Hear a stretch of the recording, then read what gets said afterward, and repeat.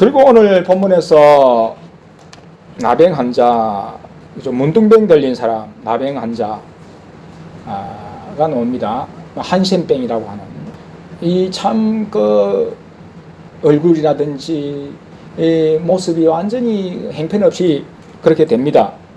그런 병에 걸린 사람이 온몸에 심각하죠. 온몸에 문둥병 걸린 사람이 예수님을 보고 멀리, 그 당시만 해도 문둥병들은 성한 사람에게 접근을 못하게 되어 있었습니다. 구약에 의하면은 나는 문둥병이다, 나는 문둥병이야 하면서 외쳐야 됐습니다. 그래서 성한 사람이 가까이 오지 못하도록 부정하게 되지 않도록 이 문둥병자가 그렇게 소리쳐야 했어요. 그래서 항상 외톨이 따돌림을 당할 수밖에 없고 정말 격리된 그런 삶을 살 수밖에 없는 그런 상황이었죠. 근데 이 사람이 예수님을 봤다. 그리고는 주여 원하시면 나를 깨끗게 하실 수 있나이다.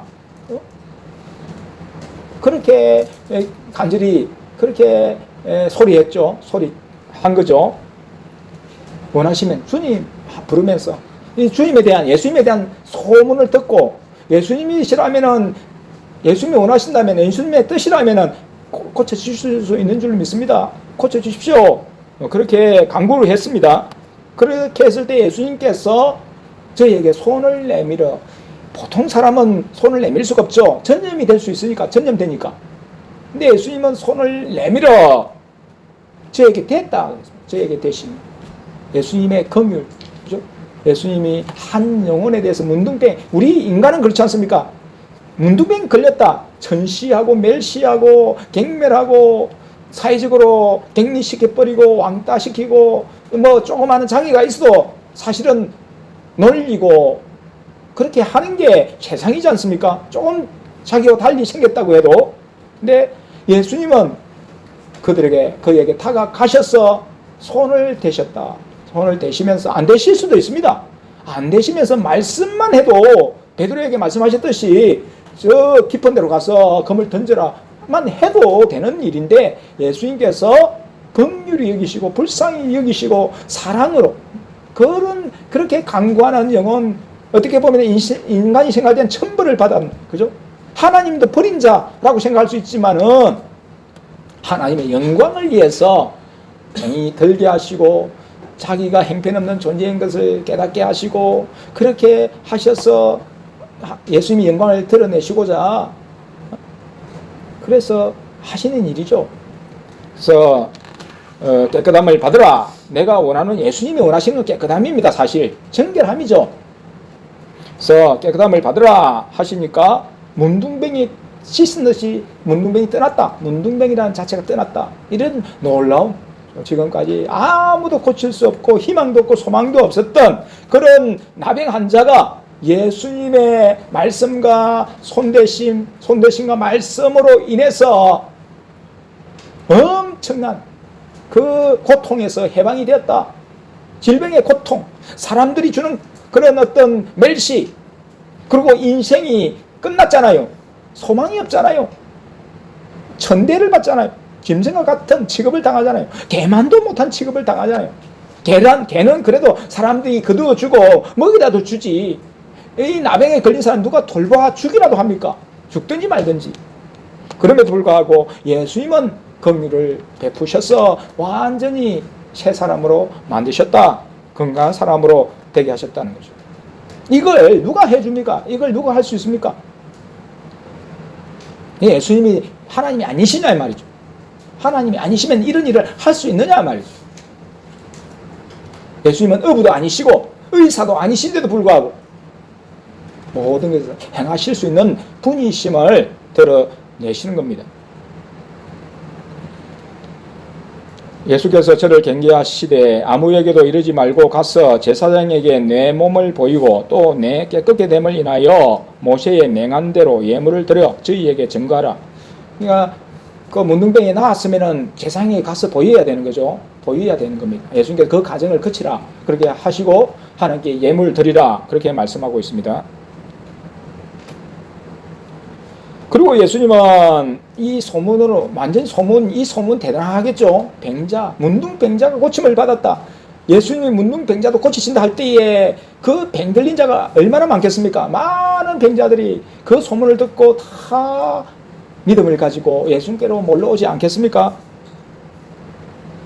몰려옵니다. 몰려와요. 그런데 예수님은 한적한 곳에 가셨다. 한적한 곳에 가셔서 기도하셨다. 많은 사람들이 몰려오는 가운데서도 예수님은 하나님과의 교통, 기도를 게을리지 하지 아니하셨다. 오히려 많은 사람들이 몰려오는 것을 예상할 수 있고 또 사역을 해야 되니까 더 기도가 필요하다. 더 많은 기도가 필요하죠. 더 하나님의 도우심, 성령님의 도우심이 더 필요한 겁니다. 하나님의 아들시라도 사실 예수님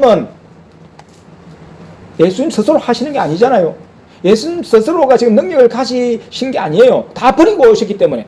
하늘의 보좌를 버리시고 이 땅에 오셨을 때 사람의 모습을 띠고 이렇게 모습으로 오셨을 때는 다 버리신 겁니다. 다 버리시고 하시는데 늘 기도로 사셨다 이 말이죠. 왜? 하나님의 도움, 성령님의 인도, 성령님의 도움을 힘입어야 되기 때문에. 성령님이 늘 함께 하셨어요. 예수님과 늘, 왜? 예수님이 늘 기도하시면서 그 성령님의 도움을 원하셨고 바라셨고 그래서 늘 성령님이 함께 하셨습니다. 예수님도 그랬다 이 말이죠. 그래서 늘 기도로 사셨다. 늘 기도하시면서 하나님과의 시간을 가지셨다. 사람들 무리 속에 떠나서 한적한 곳에서 이렇게 기도의 시간을 가지셨다. 이게 필요하다. 기도가 필요하다. 기도 없이 하나님 일 하시지 않는다. 그러니까 늘 하나님의 도움, 하나님의 인도, 하나님께 여쭙고 하는 이것이 기도인데 이거 해야 된다 이 말이죠. 기도만 시간 계속 하다가 어떤 일이 생길 때 묻지도 않고 행하면은 그건 말짱 도루묵이에요. 기도해도 소용없는 거예요. 기도 뭐 1시간, 2시간 하루 종일 한다 해도 하나님께 여쭈지도 않고 묻지도 않고 하는 그거 없다면은 그래서 내 마음대로 기도는 따로 내 마음대로 산다면 그거 하나님과 상관없습니다. 예수님과 상관이 없어요. 기도보다도 더 중요한 게 그래서 뭡니까?